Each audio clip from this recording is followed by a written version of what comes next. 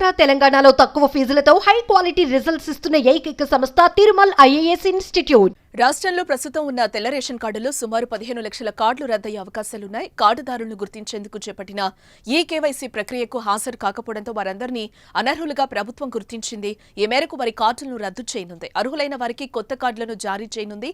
ఇందుకోసం అక్టోబర్ నుంచి దరఖాస్తుల స్వీకరణకు చర్యలు తీసుకుంటోంది.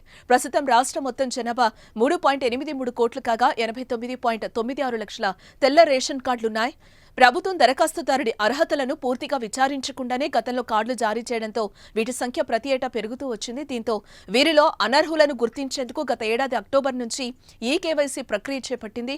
ఇందులో భాగంగా ప్రతి తెల్ల కార్డుదారుడు కుటుంబ సభ్యులందరితో కలిసి బయోమెట్రిక్ ఇవ్వాలని ఆదేశించింది. ఈ ప్రక్రియ 6 నెలల పాటు కొనసాగిన ఈ ఏడాది మార్చిలో ముగిసింది. అయితే దాదాపు 15 లక్షల కార్డుదారులు కేవైసీకి హాజరు కాలేదని తెలిసిందే. ఇతర ప్రాంతాలకు వెళ్లిపోవడమా మరే ఇతర కారణాలతోనో వీరు కేవైసీకి హాజరు కాలేదు. దీంతో దాదాపు 15 లక్షల కార్డులు అనర్హుల పేరిట ఉన్నట్లుగా నిర్ధారించారు. ప్రస్తుతం ఆ కార్డులన్నింటినీ రద్దు చేయనున్నారు. వీటిని రద్దు చేయడం ద్వారా కొత్తగా జారీ చేసే కార్డులతో ప్రభుత్వంపై అదనపు భారం పడకుండా ఉంటుందని అంచనా వేస్తున్నారు. కాగా తెల్ల రేషన్ కార్డుల జారీ అంశం రాజకీయాలను ప్రభావితం చేస్తుంది. అందుకే ప్రతి ఎన్నికల్లో రేషన్ కార్డుల అంశాన్ని ప్రధాన పార్టీలు ప్రస్తావిస్తూ ఉంటాయి. ఎన్నికల్లో లబ్ధి పొందడమే లక్ష్యంగా గత ప్రభుత్వం హుజూరాబాద్, మునుగోడు ఉప ఎన్నికల్లో తెల్ల కార్డులు జారీ చేసింది. చివరిగా 2021లో రాష్ట్ర వ్యాప్తంగా 3,60,000 కొత్త కార్డులను జారీ చేసింది. వీటితో కలిపి రాష్ట్ర వ్యాప్తంగా దాదాపుగా 89.96 లక్షల మందికి తెల్ల రేషన్ కార్డులు ఉన్నాయి.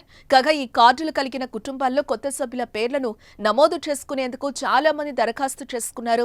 మరికొందరు కొత్త కార్డుల కోసం కూడా దరఖాస్తు చేశారు.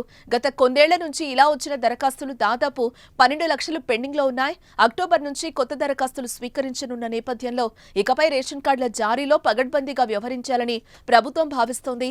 కార్డు జారీ చేశాక అనర్హులని తేలితే దానిని రద్దు చేయడం కంటే ప్రారంభంలోనే అర్హులను గుర్తించాలని యోచిస్తోంది. ఇందుకోసం కొత్త విధానాన్ని అమలు చేయనుంది.